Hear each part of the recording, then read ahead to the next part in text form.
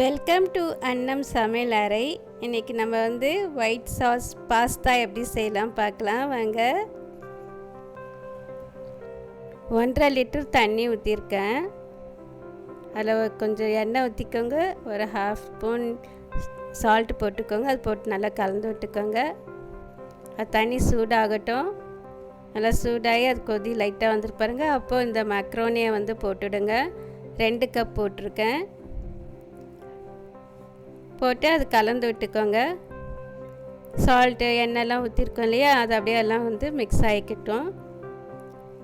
அது அப்படியே கொதிக்கும். நல்லா கொதி வந்ததும் பாருங்கள், இந்த மாதிரி வெந்துடும். கொஞ்சம் டக்குன்னு கட் பண்ணும்போது ஒரு மாதிரி டக்குன்னு வரும். அந்த அளவில் நம்ம எடுத்துடணும். பாருங்கள், அந்த மாதிரி அளவில் நம்ம எடுத்துட்டோம்னா கரெக்டாக இருக்கும். பாஸ்தா வெந்து முக்கால்வாசி வெந்து போயிடும். திருப்பி நம்ம குக் பண்ணும்போது ஃபுல்லாக வெந்துடும். அப்புறம் நம்ம ஃபில்டர் பண்ணிடணும். ஃபில்டர் பண்ணி அதுக்கு மேலே நம்ம கொஞ்சம் தண்ணி போட்டு, பச்சை தண்ணி போட்டு நல்லா மிக்ஸ் பண்ணி கலந்து விட்டுடுங்க. அதுக்கு மேலே ஒரு ஸ்பூன் எண்ணெயை அது மேலே ஊற்றிடுங்க. அது ஊற்றிட்டு மிக்ஸ் பண்ணி விட்டுருங்க. ஏன்னா அது அப்படியே தனித்தனியாக இருக்கும், அதுக்காக.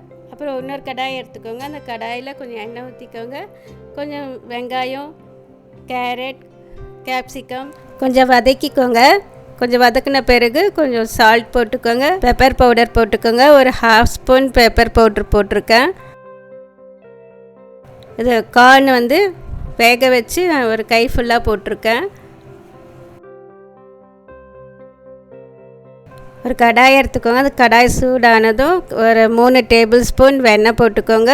3 டேபிள் ஸ்பூன் கோதுமை போட்டுக்கோங்க. கோதுமை அப்படியே வறுத்துக்கிட்டே இருங்க. அந்த வெண்ணெயும் கரைஞ்சிடும். அந்த வெண்ணெயும் கோதுமாவும் நல்லா சேர்ந்து மிக்ஸ் பண்ணிவிடும். இந்த மாதிரி வரும். இந்த மாதிரி இன்னும் நல்லா மிக்ஸ் ஆகணும். இது பண்ணும்போது சிம்மில் வச்சு ஃப்ரை பண்ணுங்கள். கோதுமாவு நல்லா பாயில் ஆகணும்.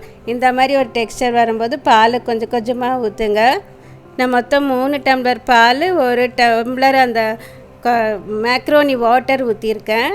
ஸோ அது ரொம்ப டேஸ்ட்டு கொடுக்கும் மேக்ரோனி வாட்டரு.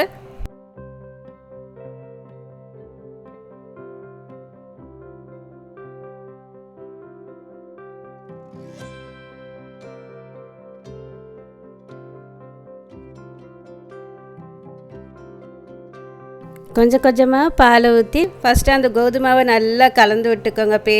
கட்டிகள் இல்லாமல் இந்த மாதிரி நல்லா க்ளீனாக பேஸ்டாட்டம் வந்துச்சு பாருங்கள். அந்த மாதிரி வரணும். இந்த மாதிரி கன்சிஸ்டன்சிக்கு வரும். இந்த மாதிரி கன்சிஸ்டன்சிக்கு வந்த பிறகு நம்ம வதக்கி வச்சுருக்கோம் இல்லையா, அந்த காயை இதில் சேர்த்துடுங்க. கொஞ்சம் உப்பு போட்டுக்கோங்க. ஒரு 1/2 டீஸ்பூன் மிளகுத்தூள் போட்டுக்கோங்க. போட்டு கலந்து விட்டுக்கோங்க. மறுபடியும் பாருங்கள், இது 2வது டம்ளர் பால் ஊற்றுறேன். இது கொஞ்சம் பாலை 1/2 கப்பு ஊற்றி கலந்து விட்டுக்கோங்க. திருப்பியும் திக்காகவும் அது பிறகு மேக்ரோனி போட்டுக்கலாம். அதுக்குள்ளே நம்ம மேக்ரோனி போட்ட பிறகு நான் இன்னும் ஒரு 1/2 கப்பு பால் ஊற்றிருக்கேன். அதுக்கு பிறகு 1 கப்பு நான் மேக்ரோனி வாட்டர் நம்ம பாயில் பண்ணி வச்சுருக்கோம் இல்லையா, அந்த வாட்டரை நான் ஊற்றிருக்கேன். ரொம்ப டேஸ்டியாக இருக்கும். செஞ்சு பாருங்கள்.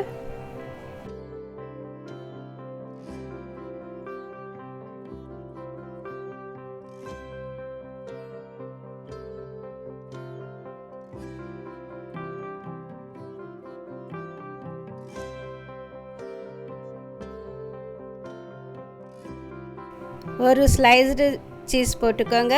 2 டீஸ்பூன் மைனஸ் போட்டிருக்கேன். அது போட்டு நல்லா கலந்து விட்டுக்கோங்க. ஒரிகானா போட்டுக்கோங்க. 1 ஸ்பூன் ஒரிகானா, ஒரு 1/4 spoon chilli flakes, red chilli flakes போட்டுக்கோங்க. நல்லா கலந்து விட்டுக்கோங்க. நல்லா கலந்து விட்ட பிறகு லாஸ்ட்டாக ஒரு 1/2 கப்பு இல்லைன்னா உங்களுக்கு 1 கப்புன்னா 1 கப் அந்த மேக்ரோனி வாட்டர் ஊற்றிக்கலாம். நான் ஊற்றிட்டேன், வீடியோவில் காட்டல. நான் ஊற்றின பிறகு பாருங்கள், இந்த மாதிரி இருக்கும். இந்த மாதிரி நல்லா வரும் கன்சிஸ்டன்சி. சாப்பிடும்போது ரொம்ப டேஸ்டியாக இருக்கும். பொதுவாகவே மைதா தான் யூஸ் பண்ணுவாங்க ஒயிட் சாஸுக்கு. நான் கோதுமை வச்சு ஹெல்த்தியாக பண்ணியிருக்கேன். நீங்கள் ட்ரை பண்ணி பாருங்கள். மைதா மாவில் என்ன டேஸ்ட் இருக்குமோ அதே டேஸ்ட்டு கோதுமாவில் இருக்கும். நீங்கள் ட்ரை பண்ணி பாருங்கள். இந்த வீடியோ உங்களுக்கு பிடிச்சிருந்தால் லைக் பண்ணுங்கள், ஷேர் பண்ணுங்கள், கமெண்ட் பண்ணுங்கள், மறக்காமல் சப்ஸ்கிரைப் பண்ணுங்கள், பெல் ஐக்கானை கிளிக் பண்ணுங்கள்.